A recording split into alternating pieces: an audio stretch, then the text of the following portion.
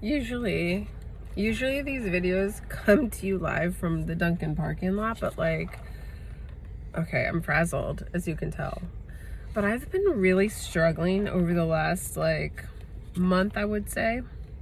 Just getting up and doing like regular stuff without automatically having feelings of anxiety. And like, I know some of us wake up and we're like, we have that mental to-do list of things that we have to do, right? And you know, I've always been that person where I get up and I automatically know I have to do these 5 things. It's just how my brain works. It actually makes me really good at what I do at work. But at home, it's like, okay, it's like stressing me at home. Like, I'll just be sitting there and feel like a lump in my throat for no reason. And I know, like, it's just like anxiety. I know it's going to go away, but then at the moment in my brain, I think the absolute worst, okay? And I hate that. I hate that. I've never been that way in my life until probably the pandemic. I don't know if a lot of other people are feeling that like I am, but it's been really a super struggle for me. You know, I had talked to my doctor like, you know, a few years ago, and I started to get like panic attacks. This was like after my brother had passed away, and I feel like it's just something I'll never heal from, but I get through it, and then I have good phases, and then it comes back. So there's like a trauma. There's like a trauma, or maybe I have oh God, PTSD from like my previous like living experience and how we were treated when we moved out, and that was just barely a year ago. And like, I think my body is finally like catching up, okay? Because like honestly, before we moved, I couldn't think. I just had to keep going. Every day I was having to log on to like realtor.com, look for places to live, figuring out if they could take this little pug girl with me. And it was really hard. It was hard trying to figure, okay, where am I going to get the money from? Like, everything's so expensive. How am I going to make this work? But like, I just had to figure out a way to make it happen. You know, I had to drain my 401k for the majority of it. Put money aside. My credit wasn't great, but I had to tell people, well, I have XYZ money, so I had to pay like, you know, months in advance, which is fine. But like, you know, it just speaks to like the broader issues that I think we're all having today is like, where the fuck does it stop? You know, I see these like graphs and how, you know, companies are making XYZ percent than they did like, you know, 20 years ago. And like, you know, daily pay is not catching up, and it's insane. And, you know, I think to myself, like, you know, what can I do? People are finding side hustles all the time, and the little side hustle that I used to enjoy that I just find not so enjoyable or whatever anymore is like streaming. I would stream video games all the time. It was like a really great let go moment for me. But I feel like every bit of my time of my day is taken up by something or somebody's needs. And I'm not saying that it's bad. I'm a caregiver, okay? So I know, you know, you have to give up a lot of yourself. And it's been really hard. Now, before the pandemic, my daughter and I used to take trips to Florida every year. And and you know, they have a new Epic Universe that came out on Universal Studios. We're Universal girls, by the way, like Disney, whatever. Like, that's like when she was a kid, but we love Universal. I love it so much. And it's got Toothless and How to Train Your Dragon, and I'm like so excited, and there's so many cool things, and I'm really wanting to go. And like, I have all these points saved up from like work. Like, they do like a recognition program, and you can like save your points. You can buy like gift cards, whatever. I know, TMI. But I was like, I really think that that I want to do, even if it's just like a 3-day trip, once we get our passports, to like just go book a short little trip and just maybe stay local, or stay right, you know, at the park. I feel like there's an eyelash bothering me. Stay at the park and just like, you know, go early access, spend the entire day, you know, at the park, and go over to Islands of Adventure, which is also my favorite. I love Islands of Adventure so much. But like, I love being able to do that. And then I have to leave this dog. This dog is so attached to me since I've been working from home over the last like 4 years, that like, And it's gotten even more so where she's literally glued to me that like I think she'd literally go into depression, and that makes me sad thinking about it. Okay, so there's that thing where it's like I feel the extreme guilt. I also have other pets, you know, and like we have somebody at home that can, you know, help take care of them, which is fine. You know, but still it's like, you know, some people are more thoughtful and caring than others, if you know what I'm saying. Like I feel like I have to not coddle, but I have to like make sure everybody's needs are taken care of, because I know this other person just is not like me. I'm a little more thoughtful, soft as they would call it, but I don't give a shit. I like being soft, I don't give a fuck. Anyway, the point is, I've realized and I've really recognized that I don't have me time like I used to. I used to sit in that Dunkin' parking lot and have fun. And I used to do it like on my own. And now every day I bring my dog, and that's fine. I love having her with me. Yesterday I didn't bring her. I brought my daughter, and this dog felt so betrayed. So I promised her we would go today, but like even the act of getting into the car like struggled. Like I was like, okay, I gotta take like a Xanax now, because, or half of one, I don't take full one. Because I need to like chill. I need to get rid of that lump in my throat feeling. It's like literally, I know in my brain, all I'm doing is getting in the Dunkin' is like 8 blocks from me. Like I can't walk it because that's like too long, and my body could probably like not handle it. But like, it's literally down the block. It's the same Dunkin' I've been going to for years. So what the hell is my problem? So I have to like literally mentally suck myself up to go to fucking Dunkin', okay? Easy peasy for me. I love my Dunkin', but everything is not the same, right? Again, I like bring up where I live because I'm still settling in. It still feels kind of like home, but like I look around my room and I'm like, I miss my old bed, but my old bed was like huge and it took up the majority of the room. Okay, so like it's just like, you know, I have the bed. I've you know, gotten used to the bed. I have the same desk from before. It's like this little corner desk, but I feel like I need to chuck it, and I feel like I need to get a new like L-shaped desk that gives me more view of my, you know, that I have a double window in my room, but I feel like I need more sun. So I feel like if I can at least look out the window or enjoy that, that's cool. I mean, my monitor is probably going to be in the way, but I have like a dual monitor setup and all that jazz. But I feel like that might be better. So I'm trying to figure out ways I can make my, you know, living situation better. I hurt my back. I need a new computer chair too. Like literally, I think I mentioned the other day, maybe it was during my stream, that the fucking one arm fell off of my chair because I'm one of those people that has to sit like with like on top of one of my legs, and I think that's giving me hip problems in my old age. But like I feel like I always have to sit on my leg, so I feel like I need like a wide like seat so that I can kind of sit crisscross, half crisscross, you know what I'm saying? But like the fucking arm fell off because of all the times I would like push it, you know? So anyway, the one day it like fell off, and I was like, you know, actually it's not so bad. Like having no arm is not that bad, to, you know, to be frank. And I've seen these chairs. I went on Technisport and I saw these chairs where they like have big, wider, comfier like chairs, right? And they don't have arms. And I was like, ew, I don't know if I could have a chair without an arm. But since I've gone like one armless chair, I'm like, I might be able to adjust to this shit. Like maybe it's not so bad. But then, you know, I like to get comfortable, and then I feel like I need something like kind of under to put my seat up, or to put my feet up a little bit. I saw this guy do a funny ad on TikTok about chairs for fat fucks. He called it, and I was like, oh, you're speaking my language, but I don't know. It was like kind of a boring chair, and I don't know if I necessarily need a footrest, because what am I going to sit back with my feet up and play a game? I don't know. That just seems kind of like weird. I feel like I need to be closer to my desk. So this just speaks to the volumes of things. Like I need a new desk, like a little L-shaped desk that doesn't take up a horrible amount of space. So my dog can put her little, you know, dog bed next to me, because she likes to be next to me all the time. I can still do my daily work and then, you know, do my gaming. I wish Marvel Rivals would not like stress me out so much. It shouldn't stress me out so much, but people are so fucking rude. that like it's hard sometimes to get through these games. There's always somebody bitching and whining about something. It's like, shut the hell up.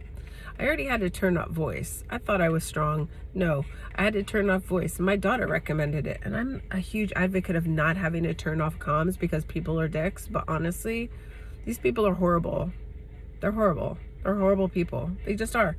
Not everybody. I've met some really very nice people, like few and far between, very few and far between. But most people that come to these games just feel like, well, I can just make 29 accounts and treat everybody like crap. It doesn't matter. And that pisses me off so much. That's like, that's how you destroy a community. And then they're like, yeah, join our Discord. Why the fuck? Why do I want to join your Discord with all these little toxic ass little shits? Like, sorry, I don't want to do that. And I don't think it's like an old person thing, maybe a smidge. I just don't have patience for that shit. Like, developing community is one thing, and I keep seeing these posts also on that same vein. LinkedIn, there's I think he's one of the CEOs or co-owner of Ghost Gaming, and his name is Todd Harris, and I've been following him, and like he gets like a lot of exposure, and he talks a lot and blah blah blah, and like hosts things for girl gamers, which I think that the girl gamer name, that we got to get rid of that. I feel like there's a negative connotation to it. Maybe I'm overthinking it because, I just feel like it belittles. Do we call guy gamers boy gamers? It's all for the boy gamers. No, we just call them gamers. Okay, so the fact that we have to keep calling out girl gamers is so fucking annoying to me. I hate it. All right, we're up there already. Like, half the gaming universe or audience is women. Okay, so cut the shit, guys. We don't need to be called girl gamers. Okay, do we need separate spaces? Yes, I still think we do need separate spaces. Guys can get pissed all they want at that. I don't give a shit. We need our own spaces because we get each other. Just like your bro space. Like, stay in your bro space or stay in our girl space. But the thing that kills me is that he always talks about marketing. And the way he talks about marketing is find core influencers, get them to play your games and make a Discord. Discord's free. But here's like the two issues I have with that, okay? Yes, in simple, basic terms, yes, it's easy to do that. Number one, I do not like when gaming influencers take over every fucking game. I've seen this guy, I've seen Flats. I don't know if people are familiar with him. I've seen him do Overwatch. I've seen him do other games because, he has to play them because that's how he gets paid. Like, this is his livelihood.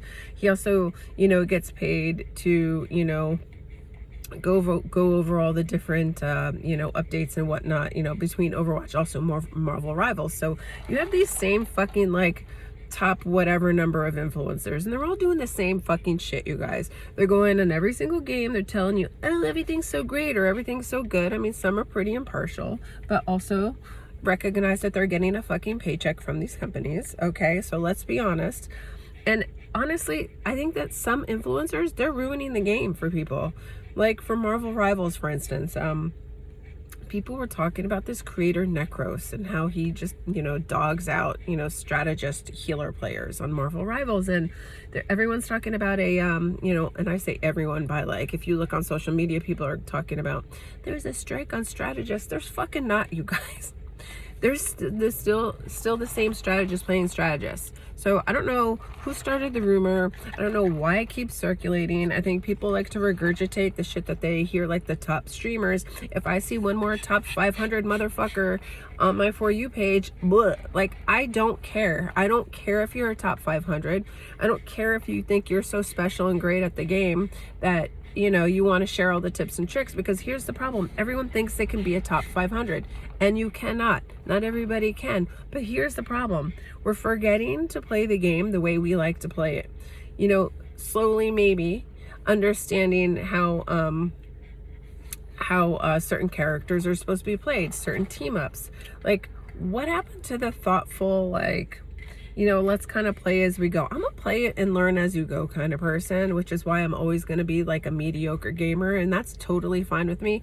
I'm not looking to be top 500, but I'm tired of everybody having the same opinion of you have to play the meta. You know, Joe Schmo says, you know, as the top 500, you know, they're grinding their 29th character because that's literally their life. It's literally their life. It's their livelihood. They get paid to do it. I'm tired of these same influencers. Stop using influencers, the same fucking ones. Here's the thing. If you are a new developer and you are going to launch a game, find like normal people off the street to like play your game, and they're going to give you their honest opinion about it. Okay, it may not be what you want to hear, maybe it will be what you want to hear, but when you have a free to play game specifically, and you're giving very exclusive access to the same fucking players, you're constantly giving those fuckers the same advantage, like a bigger advantage than the everyday player. And I will tell you have way more everyday players than you have these elitist little jerks. Okay, just so stop that. So I beef with Todd Harris sometimes. I love what he does for the most part. I think that he tries. I think he says the right things, but he's not putting it into action a lot of times. And I called him out by him saying, oh, female leadership, and they, you know, help host, you know, events for women, which I think is great. But then just until recently, he didn't have a fucking female leadership role at all in Ghost Gaming. Everything was bros, and they all had cool bro names. Even their merch is very bro-y, okay? It doesn't speak to the average gamer. And I'm tired of, as a woman, having to assimilate to that bullshit. But he had a ton of female creators. But, you know, it's like, we're more than that, number one, okay? Number two, he talks about Discord. If you've known me and if you've seen any of my previous content, I am a believer in Discord and helping to bring your community together. I think your community gets built based on the streamers advertising your games. Again, you have to be selective. The other thing is, it goes deeper than just having a Discord. You can create a deliberate, thoughtful Discord. Any motherfucker can make a Discord. That's true. You can make it for free. You have to pay for bells and whistles and all that stuff, but please don't be the Discord that has 5,001 channels where people can actually like collaborate together. All right. The majority of these Discords are just, you know, you get the same trash ass community. If you have it in your game, you're going to get the same fuckers in your Discord just trashing everybody. So I'm shocked that a Marvel Rivals, for instance, would have like a Discord. Like, what are you even getting out of the Discord?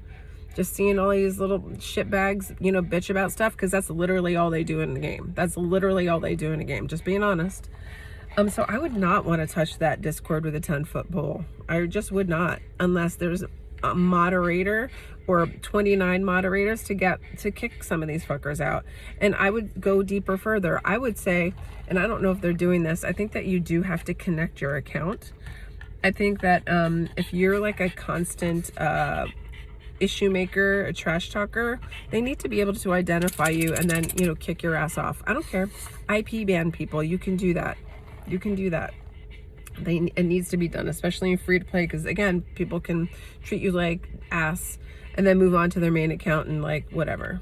They'll just make a new account. They'll make 10 new accounts and it won't fucking matter at all. Okay. And then they're going to exploit the system, because that's what happens in these fucking games. But like a Discord is nice. I think that if you use it thoughtfully, don't use it as like a, you know, a cesspool of people bitching and whining and complaining. You know, I used to be a GM of a very big guild. We had a huge Discord, but we used it thoughtfully. We had very dedicated channels to certain things. And anytime somebody came in, we thoughtfully onboarded them. And if you are in a Discord where you're not being dropped in and you're not being greeted by a human being, no, that's a no. These cold Discords are nothing. They're a dime a dozen. Everybody doesn't need to have a Discord unless you're prepared to use it thoughtfully. And that is how you curate a community. You want to drop in there, you want to be greeted by a human, and everybody should follow the same guidelines. And if you find somebody that's being really shitty in your community, you boot them out. What's the worst that could happen? They stop playing your game. Fine. Let the shitbags leave your game. Let them go somewhere else and spew their toxic comment bullshit. Like, nobody needs to hear it. These things may be free, but just because it's free doesn't mean you need to do it. And if you can't do it in a thoughtful way, it's meaningless. So those are my beefs with, people coming up on the stage like saying, yeah, you can do these things for marketing, but look what it's doing. It's like an incestuous, it's the same, and I know people hate that fucking term, but it's true. It's like robbing from Paul to pay Peter. Do you want to see flats on every fucking game? I'm kind of sick of it. I don't give a shit. Is he a nice guy? Maybe. But I don't care what he has to say about a lot of these characters. I watch a guy named Iron Shib. I appreciate that he likes to teach people how to do certain things. I think it's really great. There are some people who do it right. There are some people that are just sit there and bitching. And this Necros guy apparently just, he complains a lot. I don't know. I haven't watched him, and I purposely try to not watch influencers because I prefer to log on to a game and I prefer to learn how to play it. That shit happened in World of Warcraft a little bit, but like, you learn your character and their abilities. You don't have to do what the meta shit is doing, and that's what I'm sick of seeing. But anyways, we just went down a rabbit hole, but those are bothering me. Also, yesterday I had a chance to be on the Don Lemon show on YouTube. I don't know if I made a fool of myself or not. I was the last person to speak. I was the only one wearing headphones. So of course he calls out, who's the one in headphones? And I'm like, oh, Jesus. I do that on my Zoom calls at work too, you guys. Everybody, either doesn't use headphones. They speak into their shitty, like, laptop mics. But I like wearing a headset. It blocks out the sound and I can hear better.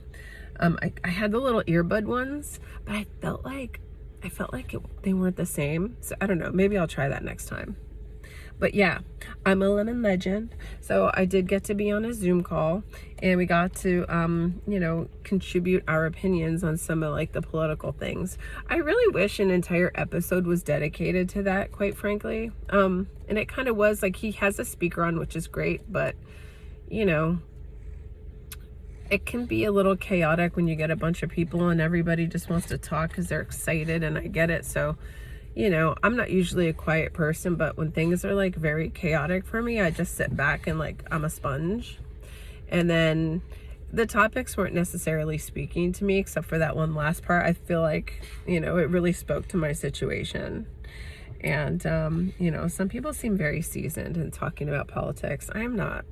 I'm just a regular Joe Schmo person that's like, I would guess I would label myself like so many other people would say, I'm not political, but let's face it, we are, and we don't recognize it. It's not even about being political, all right? It's not about being political as much as about building awareness of the things that are happening, because there is a lot happening. I am 50 years old, and I've never been so invested in what is happening in politics, and I really think that's been the I know, I hate that too. I feel like that's been like the source of a lot of the anxiety that I'm having, because there's so much happening. And if you're a woman and you continue to make posts like, what rights are you losing, lady? I want you to respectfully go to the nationalwomen'salliance.org page, and I want you to search out the women's timeline, their history timeline, and I want you to look all the way from like the 1600s down to 2023 of all the things that have been taken away, that have been accomplished, and all the stuff that we're still fighting for. All right. You need to understand that this shit, we just didn't magically get all of these rights. They weren't just gifted to us on a silver platter, like when you're born as a man with a wiener in your legs, okay? Like, it's just not happening. So women had to fight to be seen as equal, and then receive equal treatment for so many things. For things as little as they should be allowed to open up an account and have their own land and things under their name, okay? Because once you got married, you lost all autonomy. That is it. You lost the ability to make your own decisions. Everything was up to the man and whatever. And this administration is pushing us back to that time. And the reality is, there's so many men that are not equipped to be the leader of a household. I don't give a shit how bro-y he is. He has no fucking idea what it's like to live. A lot of these fucking people out there I just don't get it, okay? Women can do it just like men can, and it pisses these guys off. There's clearly a misogynistic, they're very misogynistic. And just look at the timeline, compare it to what's happening today, and then come back to me and you tell me what you think we're losing. If you're somebody that's fine with sitting back and letting your husband take the role, bless you. Bless your little heart, because not everybody has that luxury. And frankly, I don't want to have to rely on a man to do that, because I move at such lightning fast speed at a lot of shit. I don't have time to wait for some motherfucker to like make a decision, okay? I move fast, I get shit done, that's what I do. And I don't need to have a man weighing me down when I'm getting my shit done. Do you know what I'm saying? Respectfully. I know that's not everybody's situation. That's my situation. And I just need this puppy here, right, girl? So there. So that's it. And some of us, even in a domesticated partnership, we're the ones that are towing the line. It's the reality. So if this administration thinks we're going to go back to 1950, they got a lot of shit coming. What are they going to do? Are they going to start arranging marriages? I can't believe I said that out loud. Who knows? It could happen. But yeah. So just like, anyway, all to say that I had my Dunkin' run. We're Coping Cawfee over here every time. A lot of shit happening. Sometimes talking about our feelings helps to get it out. And that's what I'm doing right now. And I appreciate you for being here. And if you're feeling the same way, feel free to tell me. Tell me your story. Let's talk. I don't know. Do we have a round table? Do we just, have a call and like talk about our feelings? I don't know. Maybe that'll help. I don't know. I've started to blog. So maybe if, you're feeling similar to me, write your stuff down, post it. Sometimes it's just very therapeutic and cathartic to be able to do that. I recently started using Substack. I'm still not really feeling it. I know a lot of people have gravitated towards it. I was using Medium for a while to do my blogs, and then I put up my own website, and I just started, taking those blogs and just, posting them to my own website, because at least I'll have that, right? Because if any of these social mediums go down, then what? So always keep copies of your work too, by the way. So I don't know. I was thinking about maybe I found when I was at my dad's the one time, I found like some of these old writings that I did when I was in college, and I thought that they were kind of funny. One of them is about like the old station wagon that we used to have. All right, and I used to drive that shit to work every day, man. And that thing had balls. Like I'd be like, "Oh, you want to race me at the red light, bitch? Bye." Anyway, so I was thinking about kind of like rewriting them or republishing them, and maybe doing like a tiny little ebook collection of some of my writings. I don't know. If you're interested to know more, feel free. If you want to have a conversation about it, feel free. Like, we can do that. Anyways, I think that's it. I'm just kind of like, this feels really good for me. Thank you. Thank you for letting me kind of heal through speaking. I know it was a lot. We always go down rabbit holes, right? Because this is my brain. This is how my brain works.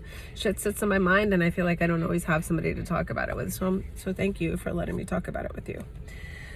So I'm gonna bring this dog in and start my work day, and I hope you have a good day. Bye.